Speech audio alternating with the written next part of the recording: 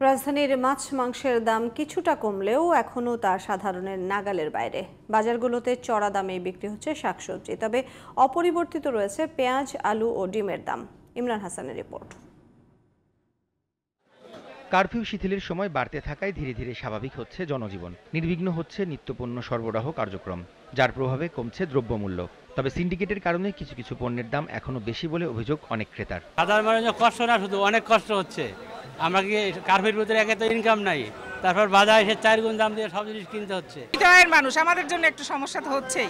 Supply কম, আমরা দাম বেশি, যার কারণে অসুবিধা হচ্ছে, কেনাকাটা করতে সমস্যা হচ্ছে। মার্কেটে ভালো সরবরাহ আছে, দাম একটু বেশি আছে, কিন্তু ওই যে 50-100 টাকা বেশি। রাজধানীর বিভিন্ন বাজার ঘুরে দেখা গেছে মাছের দাম কেজি প্রতি 100 থেকে 150 টাকা করে কমেছে। ইলিশ মাছ বিক্রি হচ্ছে 1000 থেকে 1200 টাকা কেজি দরে। ঘাটের মধ্যে মনে করেন মাছ বেশি এলে একটু দাম কমে, আর যদি কম আয় তাহলে মাছের দাম বাড়ে। কালকে দেখছি 1 কেজি মাছ 700 টাকা, আপনারা কেন কেজিতে 1000 টাকা এত টাকা না? ওইটা জাতের যে 1 কেজি মাছ 700 টাকা, ওইটা মাছের তো কোয়ালিটি আছে।